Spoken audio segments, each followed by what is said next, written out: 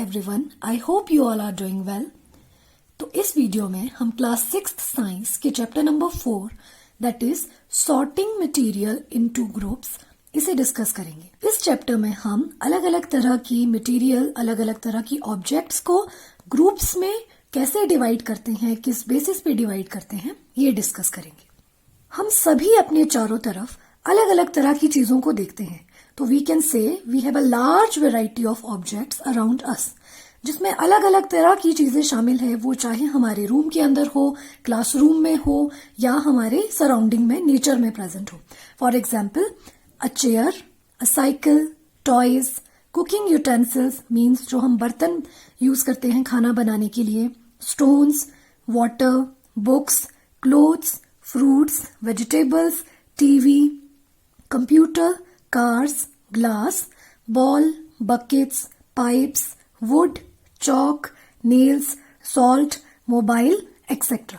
So we can say we have a large variety of objects around us, जिसमें कुछ examples यहाँ पे given हैं, और इसके अलावा भी बहुत सारी अलग अलग तरह की चीजें हैं जो हमारी सराउंडिंग में प्रेजेंट है। अब हम देखते हैं कि कैसे हम इन ऑब्जेक्ट्स को, अलग अलग तरह की चीजों को ग्रुप्स में डिवाइड कर सकते हैं। तो सबसे पहले हम फर्स्ट ग्रुप देखते हैं जिसमें कि हमने उन ऑब्जेक्ट्स को रखा है जो कि राउंड है शेप में, which are round in shape. तो ऐसी कौन सी ऑब्जेक्ट्स हैं हमारी सराउंडिंग में which are round in shape? तो we can take examples like ball, football, glass marble means कंचे, एक्सेट्रा। और इसके अलावा बहुत सी ऐसी ऑब्जेक्ट्स भी है हमारी सराउंडिंग में which are nearly round in shape, means कि वो कंप्लीटली राउंड तो नहीं है शेप में पर ऑलमोस्ट राउंड होती है, जिसमें एग्जाम्पल्स आ सकते हैं apples, oranges, earthen picture means मटकी होती है जो वो भी नियरली राउंड ही होती है शेप में, एक्सेट्रा। अब ग्रुप नंबर 2 में हमने उन ऑब्जेक्ट्स को रखा है which are edible. Edible means जिन्हें हम खा सकते हैं। तो ऐसी कौन सी ऑब्जेक्ट्स हैं हमारी सराउंडिंग में which are edible? We can take examples like fruits, vegetables, अलग अलग तरह की पल्सेस, दालें, ग्रेन्स, एक्सेट्रा। उसके बाद ग्रुप नंबर 3 में हमने कुछ ऐसी ऑब्जेक्ट्स को रखा है which are made of plastics, जो कि प्लास्टिक से बनी है। तो हमारे चारों तरफ कौन सी ऐसी ऑब्जेक्ट्स है जो प्लास्टिक से बनी होती हैं? Buckets, lunch boxes, toys, pipes, etcetera. तो ये सभी ऐसी ऑब्जेक्ट्स हैं which are made of plastic. तो यहाँ पे हमने ग्रुप नंबर 1, 2 और 3 में कुछ ऑब्जेक्ट्स के एग्जाम्पल्स देखे जिन्हें हम किसी एक प्रॉपर्टी के बेसिस पे किसी एक ग्रुप में डिवाइड कर सकते हैं। इन ग्रुप के एग्जाम्पल्स के बेसिस पे हम कह सकते हैं there are so many ways to group objects on the basis of their properties. मतलब कि हम अपने चारों तरफ जो हमारी ऑब्जेक्ट्स प्रेजेंट हैं अलग अलग तरह की, उनको उनकी अलग अलग प्रॉपर्टीज के बेसिस पे अलग अलग ग्रुप में डिवाइड कर सकते हैं, और इस तरह के हम बहुत सारे ग्रुप्स बना सकते हैं जिसमें कि हम एक ही तरह की प्रॉपर्टी रखने वाली बहुत सारी चीजों को ऐड कर सकते हैं। अब हम एक एक्टिविटी डिस्कस करते हैं। Activity is collect different objects. हम अपनी सराउंडिंग में प्रेजेंट अलग अलग तरह की ऑब्जेक्ट्स को कलेक्ट करें। लिस्ट ऑल द ऑब्जेक्ट्स, और उसके बाद एक लिस्ट बना के उन सभी ऑब्जेक्ट्स के नेम उसमें लिख दें। Identify the material each one is made of. उसके बाद हमने ये आइडेंटिफाई करना है, ये पता लगाना है कि जो हमने लिस्ट बनाई है अलग अलग तरह की ऑब्जेक्ट्स की, वो किस मटेरियल से बनी है। इस टेबल की हेल्प से हम देखेंगे कि अलग अलग तरह की चीजें जो हमारी सराउंडिंग में प्रेजेंट हैं वो किस तरह के मटेरियल से बनी होती हैं। तो फर्स्ट कॉलम में हमने मटेरियल के नेम लिखे हैं, सेकंड कॉलम में हमने objects made of these materials, ऐसी कुछ ऑब्जेक्ट्स के नेम्स लिखे हैं जो उस मटेरियल से बनी है। तो सबसे पहला हमारा मटेरियल है वुड। तो ऐसी कौन सी ऑब्जेक्ट्स प्रेजेंट है हमारी सराउंडिंग में जो वुड से बनी होती हैं?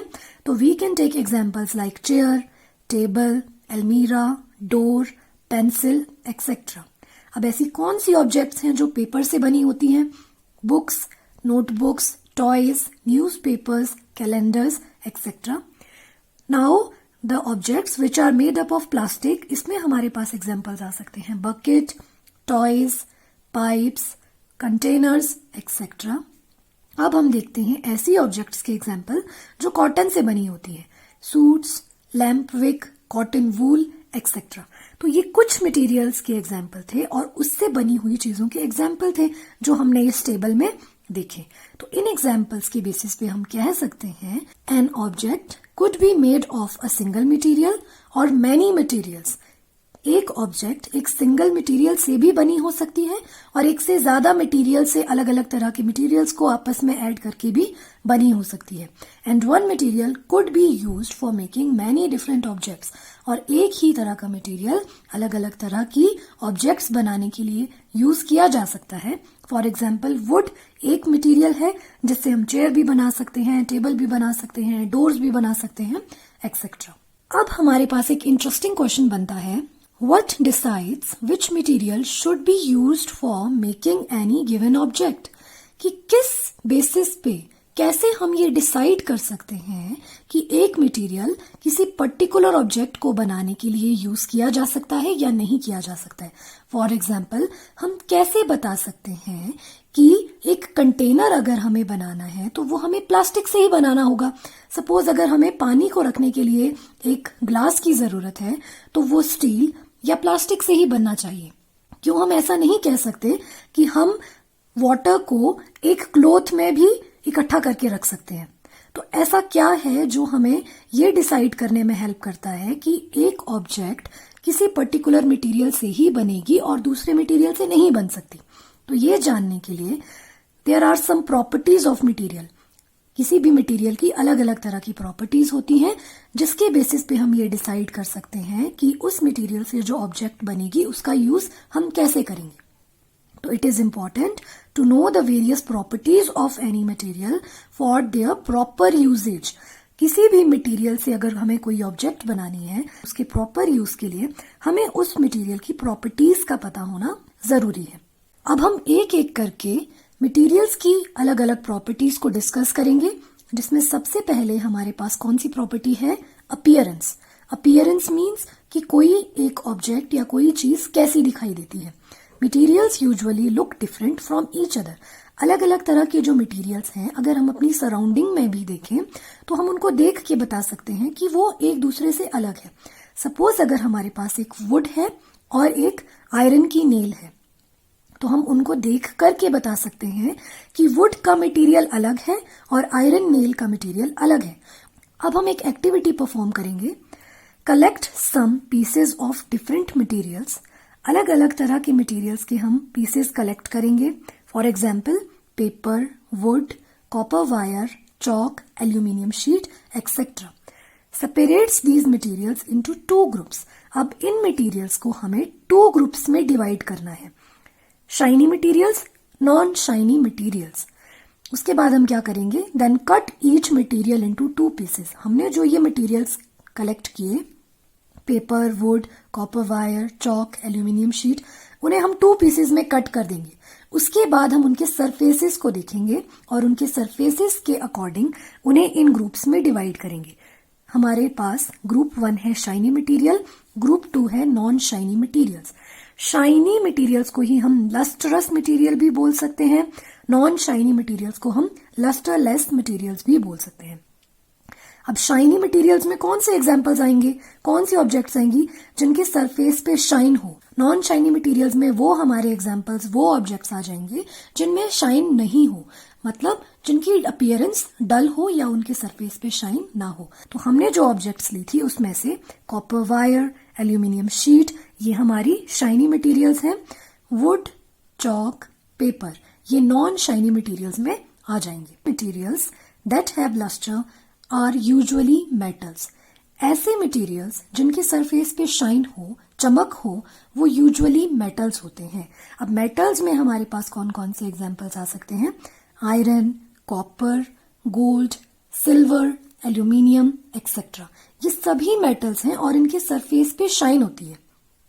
और कई बार ऐसा भी हो सकता है कि जो मेटल है उसका जो सरफेस है वो डल हो जाए, क्योंकि जो उसका सरफेस है वो एयर और मॉइस्चर से रिएक्ट करके अपनी शाइन लूज कर सकता है।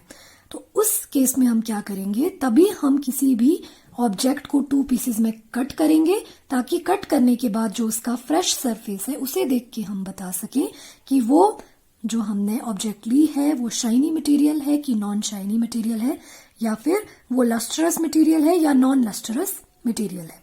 इस एक्टिविटी को परफॉर्म करके हमने ये देखा कि कुछ ऐसी ऑब्जेक्ट्स होती हैं जिनके सरफेस पे शाइन होती है और कुछ ऐसी ऑब्जेक्ट्स होती हैं जिनके सरफेस पे शाइन नहीं होती है। तो ये थी first property, that is appearance. मतलब कि देखने पे हम बता सकते हैं कि कोई ऑब्जेक्ट शाइनी है या नहीं है, और इस तरह से हम अलग अलग ऑब्जेक्ट्स को उनकी अपीयरेंस के बेस पे अलग अलग ग्रुप में शाइनी एंड नॉन शाइनी या लस्टरस या नॉन लस्टरस इन ग्रुप्स में डिवाइड कर सकते हैं। और जनरली जो मेटल्स होते हैं उनका सरफेस शाइनी होता है। नाउ द सेकेंड प्रॉपर्टी जो हम डिस्कस करने जा रहे हैं, that is hardness. While pressing different materials with hands, some of them may be hard to compress while others can be easily compressed.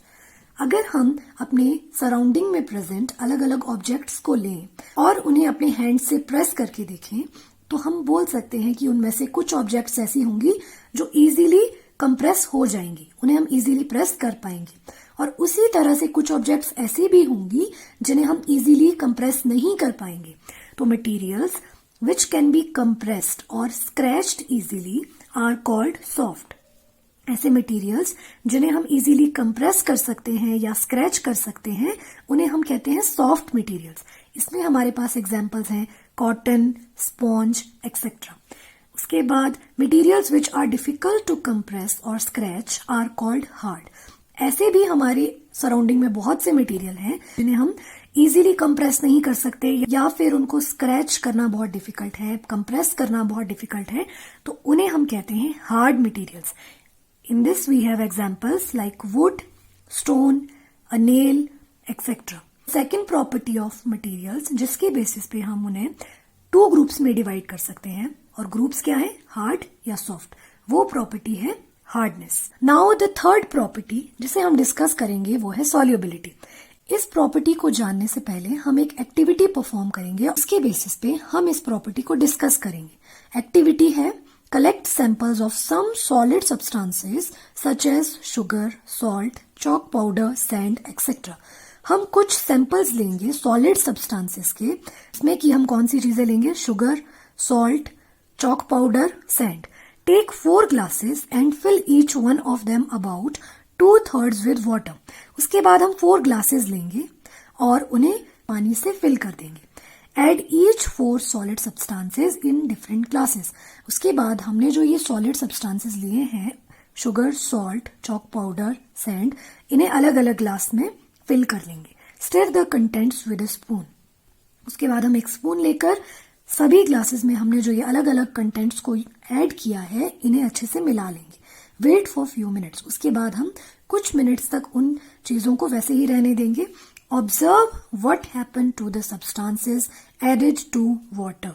उसके बाद हम ये ऑब्जर्व करेंगे कि जिन सब्सटेंसेस को हमने वाटर में ऐड किया था क्या वो पानी में घुल चुके हैं या नहीं घुले हैं। तो हमारी ऑब्जर्वेशन होगी substances like salt and sugar completely disappeared और डिसॉल्व्ड इन वाटर। जो सॉल्ट और शुगर है वो पानी में पूरी तरह से डिसॉल्व हो जाएंगे और डिसअपियर मतलब कि पूरी तरह से घुल जाएंगे और हमें अलग से दिखाई नहीं देंगे।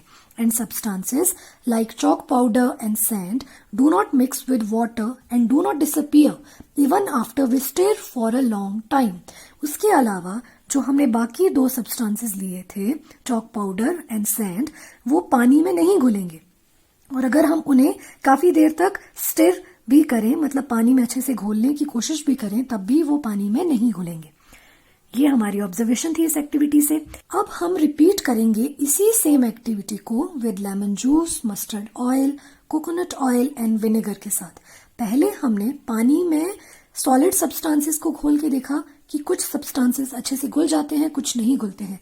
अब हम अलग अलग तरह के लिक्विड्स को पानी में घोल के देखेंगे कि कौन से लिक्विड पानी में घुल जाते हैं और कौन से लिक्विड पानी में नहीं घुलते। Liquids like vinegar and lemon juice mixes well with water.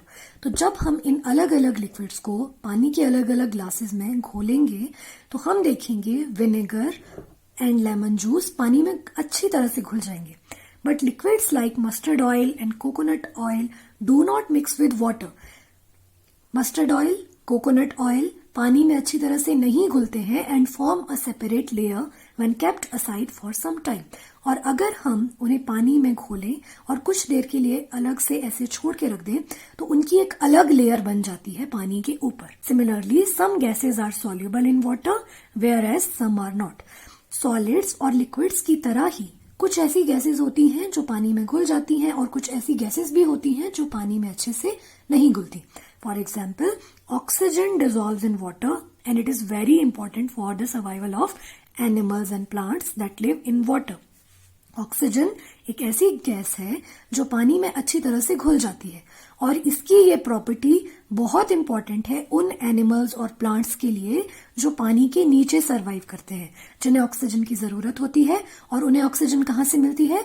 जो ऑक्सीजन पानी में घुल जाती है वो उसी ऑक्सीजन को अपने सर्वाइवल के लिए यूज करते हैं. हम ये कह सकते हैं substances which completely dissolve in water are called soluble in water.